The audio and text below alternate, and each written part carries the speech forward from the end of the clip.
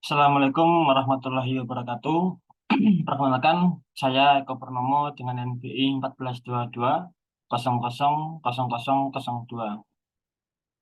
Saya mahasiswa Teknik Mesin dari Universitas 11 Agustus 1945 Surabaya dengan mata kuliah Teknik Pengecoran ingin menjelaskan sedikit tentang cold chamber die casting. Saya share screen dulu.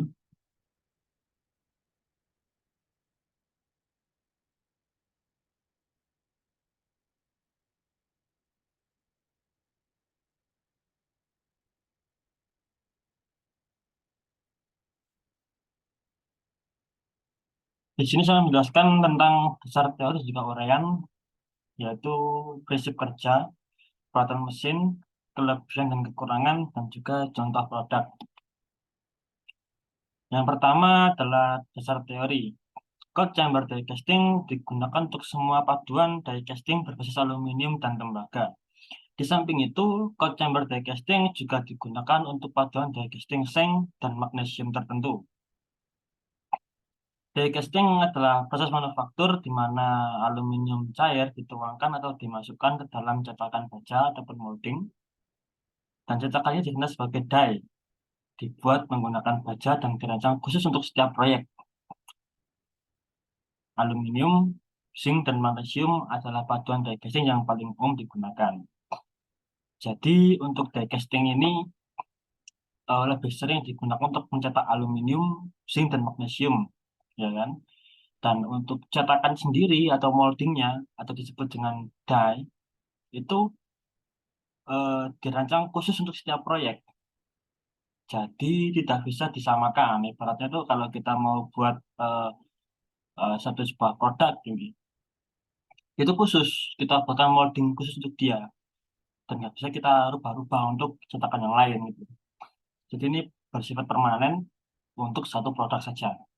Ketika mau ganti produk ya kita harus ganti moldingnya atau die-nya. Yang kedua adalah prinsip kerja.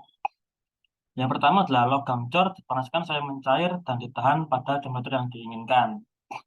Jadi die casting ini kita perlu melelehkan dulu ya, melelehkan logam dulu di dalam tungku.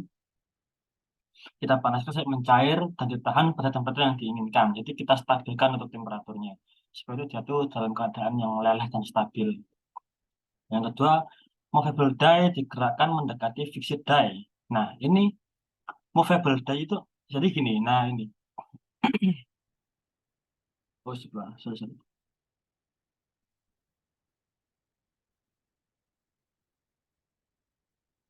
Nah, jadi movable die itu yang ini. Nah, yang bisa bergerak ini. Untuk cavity-nya itu ini. Nah, jadi ketika movable die ini bergerak, bisa keluar, bisa masuk. Nah, ketika dia keluar, si cavity pun juga ikut keluar, ikut terbuka. Ketika masuk, dia akan rapat. Nah, boulder digerakkan mendekati fixed die. Jadi dimajukan ya, supaya itu rapat. Jadi sebenarnya dia terbuka, ya. Ketika sudah siap dicetak, dia dirapatkan dulu. Dia maju sama benar-benar rapat.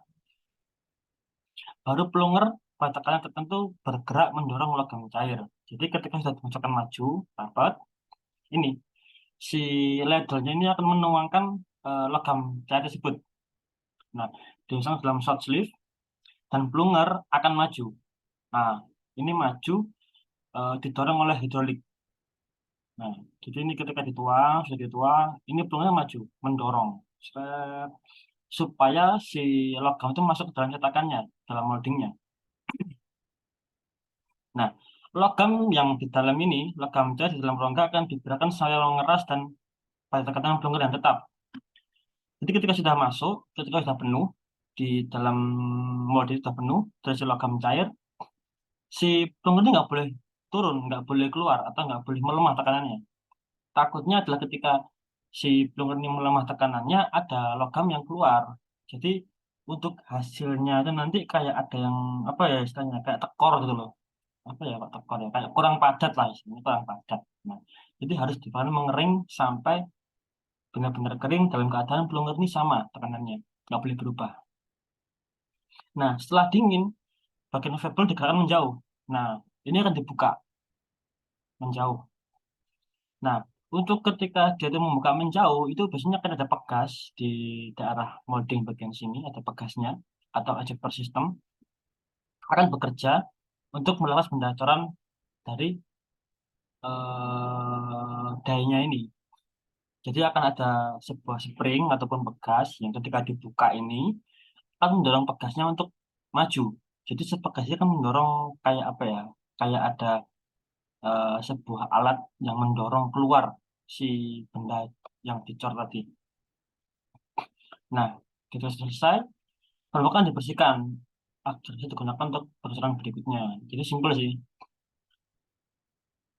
Setelah kita bersihkan permukaannya, mungkin pakai lap atau mungkin dengan alat pembersih khusus, itu sudah bisa kita gunakan lagi.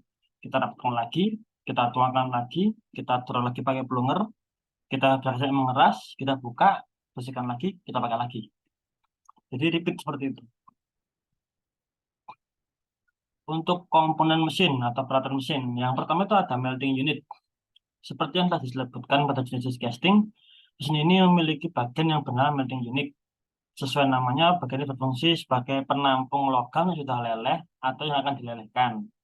Bagian ini namanya berupa furnace yang melelehkan logam dengan suhu yang sangat tinggi. Jadi melting unit ini mungkin bisa kita sebut sebagai tungku atau juga sebagai ladle. Itu juga bisa. Karena dia kan sesuai namanya ya berfungsi sebagai penampungan logam yang sudah leleh atau yang akan dilelehkan kan gitu. Yang kedua, injection unit. Ini berfungsi untuk mendorong logam cair ke dalam die. Logam sudah dilelehkan akhirnya pada melting unit diletakkan atau diinjeksikan ke dalam die untuk diproses lebih lanjut. Nah, untuk injection unit ini sepertinya ini apa plunger ini, nah plunger yang mendorong maju karena hidrolik silinder ini. Yang ketiga adalah die unit. Ini adalah tempat di mana proses utama dilakukan. Ini adalah bagian utama yang berupa cetakan permanen yang berfungsi untuk mencetak logam cair yang diinjeksikan dari melting unit. Cetakan ini memiliki rongga yang akan diisi dengan logam. Jadi dasarnya itu dari die casting ini mungkin bisa saya sebutkan itu sama dengan injection molding yang saya kenal di dunia industri di tempat saya bekerja itu. Jadi saya tuh mempunyai mesin injeksi plastik ya, tapi itu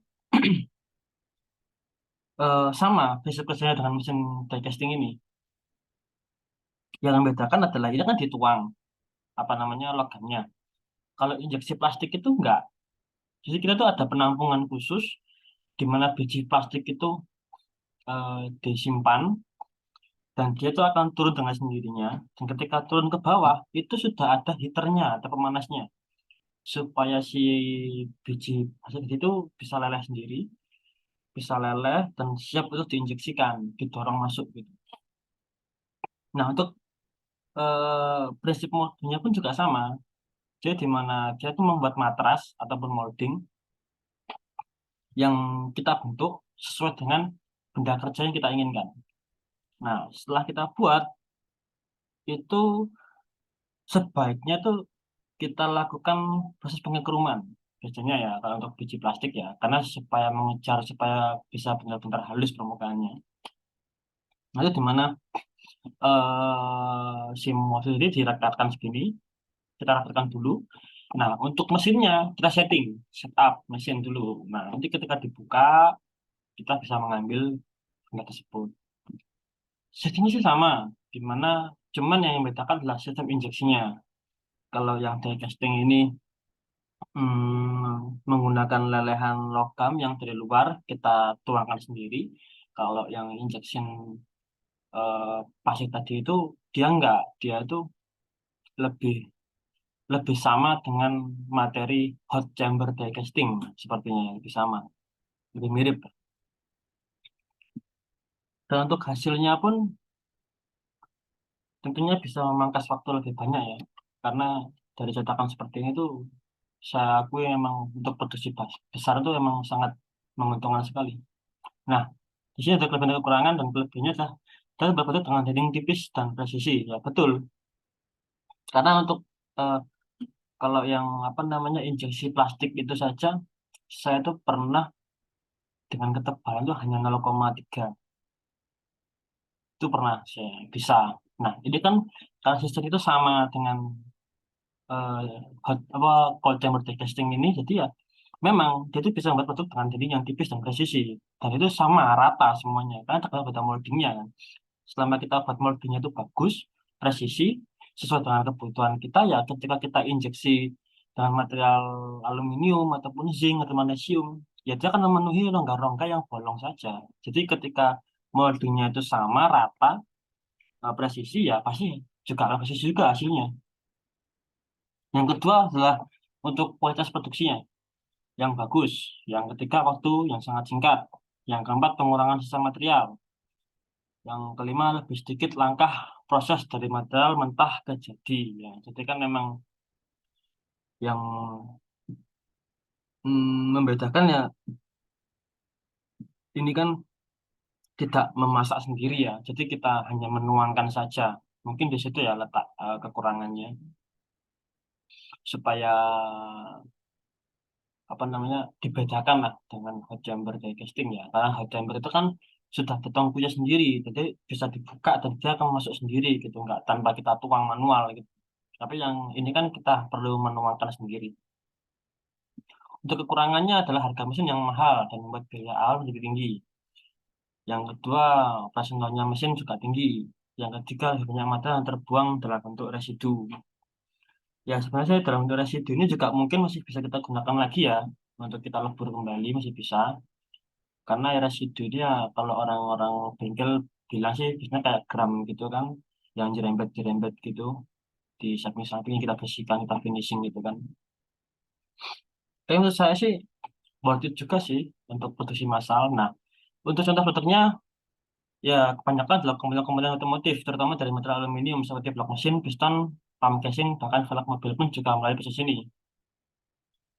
Ya karena untuk pembuatan skala besar sih memang, atau skala yang banyak itu memang lebih menguntungkan kalau dengan posisi ini, karena saya juga punya kan di tempat kerja saya itu kerja juga ada yang apa pembuatan pengecoran tapi secara manual, jadi kita pakai cetakan pasir itu. Nah kita buat cetakan pasir, terus kita siapkan itu apa malnya, kita malkan di pasir tadi, kita buatkan dua buah cavity, jadi untuk bagian bawah dan bagian atas kita satukan, kita cor, kita hancurkan itu pasirnya, kita bongkar. Jadi kan kita membuang waktu itu di situ. Tapi beda dengan yang die casting ini, karena emang kita lebih diuntungkan dari moldingnya, jadi lebih cepat. Karena kita nggak membongkar cetakan kita nggak membuang cetakan kita. Bahkan ketika nanti sudah close order ataupun mungkin sudah berhenti produksi, si moldingnya itu bisa kita simpan. Nah, mungkin ketika ada 2 tahun atau 3 tahun lagi ada orderan yang sama, kita bisa gunakan kembali gitu. Jadi ibaratnya itu untuk moldingnya itu kita investasi lah. Sekali buat molding bisa kita gunakan untuk produksi yang banyak dan massal. Untuk cold chamber die casting ini. Cuman yang saya tahu ini kalau di cold chamber die casting ini saya tidak ada sistem pendinginan yang jelas ya. Saya juga belum tahu apakah ada sistem pendinginan atau tidak. Karena yang saya tahu di injection plastik itu ada sistem pendinginnya. Jadi di dalam molding itu ada rongga atau saluran yang khusus untuk aliran air. Jadi ketika apa namanya moldingnya itu diinjeksi oleh material plastik, itu si air nggak sirkulasi, dia hanya diem. Nah, ketika diinjeksi sudah penuh, ketika proses pematangan atau proses pendinginannya itu dibantu oleh si aliran air tersebut. Jadi airnya mengalir masuk ke dalam moldingnya, dia sirkulasi di situ sampai benar-benar dingin moldingnya, baru dibuka.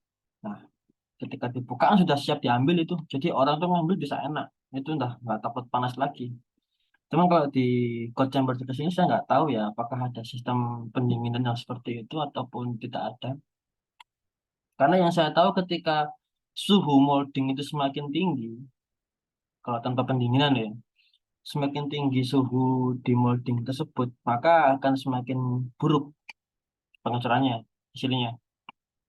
Yang saya tahu, karena semakin dingin molding tersebut, maka juga akan semakin halus tingkat permukaan dari hasil yang kita catat tadi. Ya, saya rasa seperti itu yang bisa saya jelaskan tentang cold chamber die casting. Untuk kurang lebihnya ya, tolong disampaikan lah supaya bisa untuk memperbaiki diri dan pengalaman juga. Ya, saya akhiri sekian dari saya. Assalamualaikum warahmatullahi wabarakatuh.